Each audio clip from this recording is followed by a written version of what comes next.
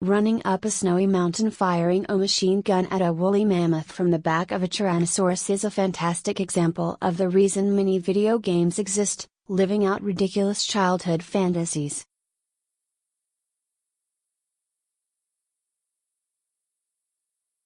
ARK, Survival Evolved has plenty of that to go around across its multiple sprawling maps, which it calls ARKs, which can be explored solo or crowded with up to 100 players.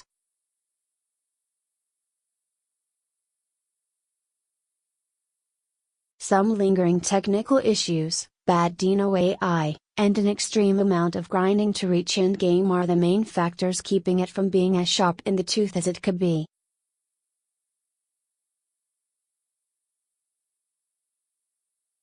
Like many of the survival/crafting games of the genre it partially helped popularize, ARK dumps you on the beaches of a massive, foreboding island with just enough clothing to stay modest and your own two fists.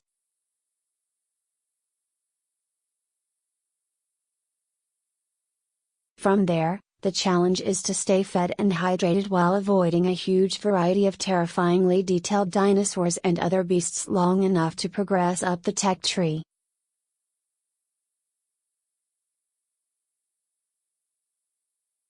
Early in the life of a character, you might be taking out dilophosaurs with throwing spears and hoping a triceratops doesn't come and knock your thatch hut over in the middle of the night.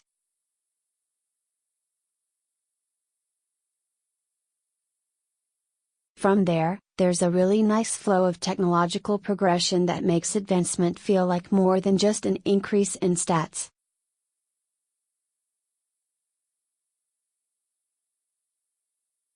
"30 hours later, you may preside from a sturdy stone castle from atop which you snipe pterasaurs out of the air with a rifle.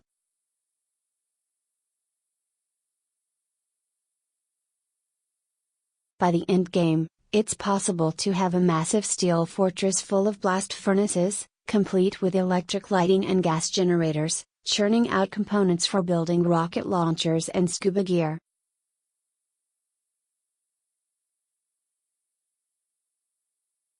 But the excitement is dulled as the amount of menial grinding required to reach the higher tiers of technology goes up exponentially, to the point where it could take an entire day of playtime just to stock up on ammunition for certain weapons.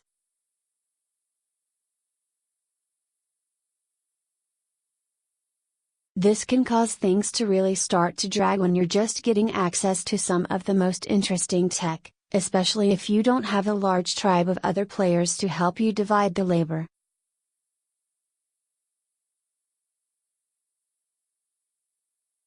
It's one of those games that can be played solo, but at least on PvP servers, I wouldn't recommend it.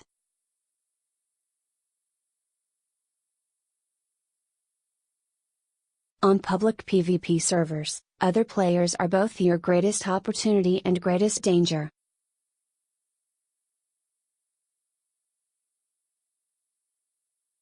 As I learned the hard way more than once, making sure your shelters are hidden from potential looters is far more important than making sure they are strong, and I often returned from less than 12 hours offline to find my barricades wrecked and hours worth of resource harvesting hauled off.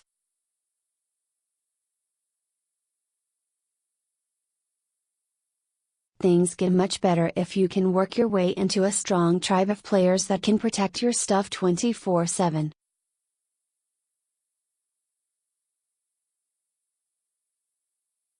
In offline single player, there's actually an extensive and detailed sort of campaign to follow that will take you to a variety of monster-filled caves to acquire artifacts and summon 3 challenging bosses.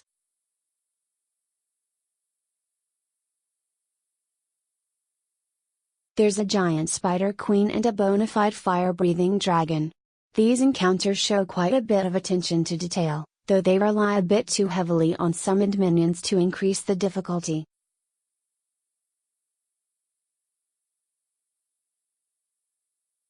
It's also extremely punishing to lose in one of these encounters because not only will you lose any armor, weapons, and ammo you had equipped, potentially several hours of gathering and crafting, but you will also lose the artifacts needed to summon the boss, forcing you to replay those challenging caves all over again.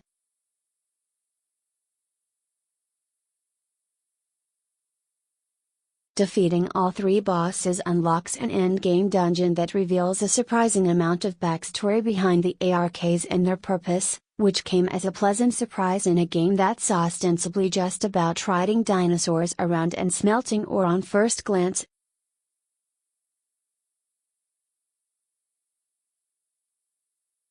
It's this narrative flourish more than anything that really distinguishes ARK from its genre brethren.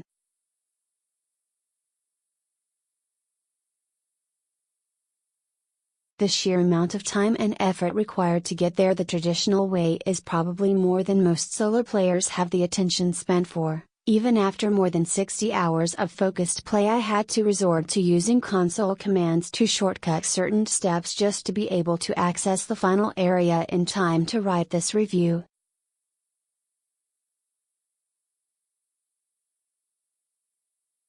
Beyond the bosses, I was highly impressed by the diversity of creatures crammed into each ARK, most of which can be tamed, and many can even be ridden once the appropriate saddle is unlocked and crafted.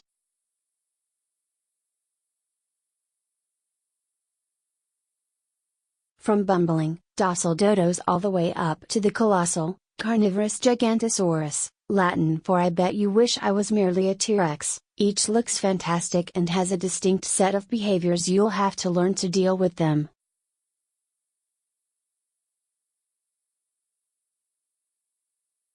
Riding with a pack of dire wolves or taking flight on the feathered Argentavis for the first time were major highlights of my ARK experience.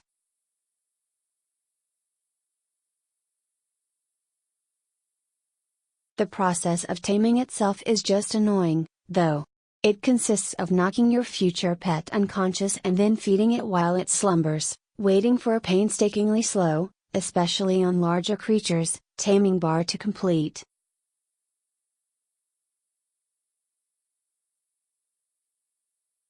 It's the epitome of the sit around waiting for something to finish activities that are ARK's weakest components.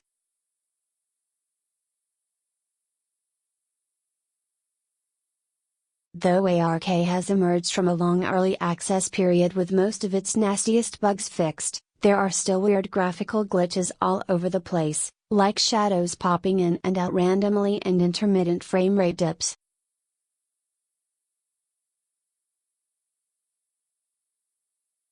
Worst of all is the fact that the AI on larger dinosaurs is pretty terrible. The best strategy for killing anything beefier than a raptor remains getting it stuck on the terrain and plinking it in the head from total safety.